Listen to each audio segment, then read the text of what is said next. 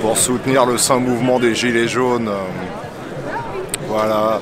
Et aussi, bizarrement, un peu contre aussi pour montrer le rapport entre les syndicats et les Gilets jaunes aussi, qui est compliqué là, je trouve. En tout cas, ils représentent 3% de la population. On ne sait pas combien représentent les Gilets jaunes aujourd'hui, mais ça pose un petit problème, tout ça. Ils sont censés représenter le peuple, les corps intermédiaires sont censés faire ce travail-là. Et ils ne le font pas depuis 40 ans, la preuve. Ils représentent 3%, ils sont payés directement par l'État. Je ne suis pas sûr que leur représentativité fasse sens aujourd'hui. Je ne sais pas la couleur dominante, il faudrait regarder là, mais je pense que c'est jaune, ouais. Et heureusement, à un moment, ça peut pas durer, quoi.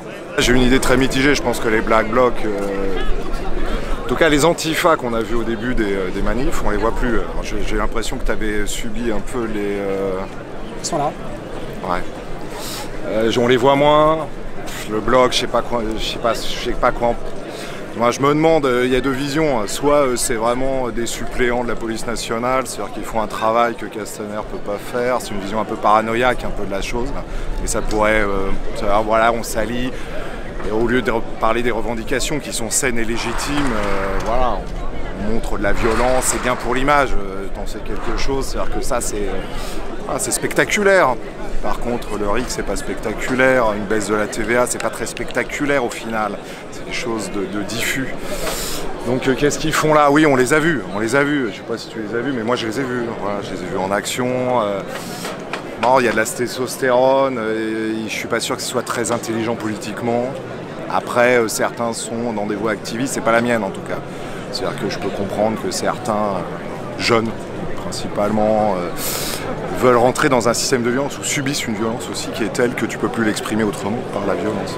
Je trouve ça complètement honteux, c'est-à-dire que je me désolidarise complètement de ce genre de truc. Voilà, j'ai pas du tout de... C'est complètement honteux, c'est-à-dire c'est comme en 68, les seuls prolos qu'il y avait en 68 c'était les CRS. C'est pas le cas là aujourd'hui avec les Gilets jaunes, mais il y a toujours une usurpation voilà, de qui était qui. Il suffit de voir Cohn-Bendit qui jetait des pavés contre les mecs étaient en costard-crade, il faut revoir les images. Aujourd'hui, c'est pas le cas, je mets pas une relation directe avec ça. Mais je pense qu'il est largué là. Que pour moi, l'idée des Gilets jaunes, c'est cette espèce d'union. C'est pour ça que j'ai le drapeau national, c'est-à-dire qu'il y a une union, c'est-à-dire qu'ils revendiquent le RIC, c'est une vision générale, homogène pour tous les Français.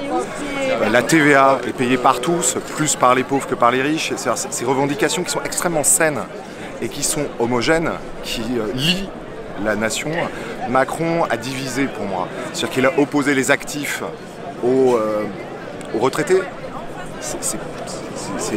On veut diviser, c'est la vieille stratégie de la division. Les mecs sont rouges, sont verts, sont machin, et on va diviser. On va faire des référendums, les régions contre la nation. Qu'est-ce que c'est cette histoire-là? C'est une vieille stratégie de division qui, voilà. Pour moi, il y a enfumage. Il ne prend pas l'idée d'essayer de créer quelque chose qui lie.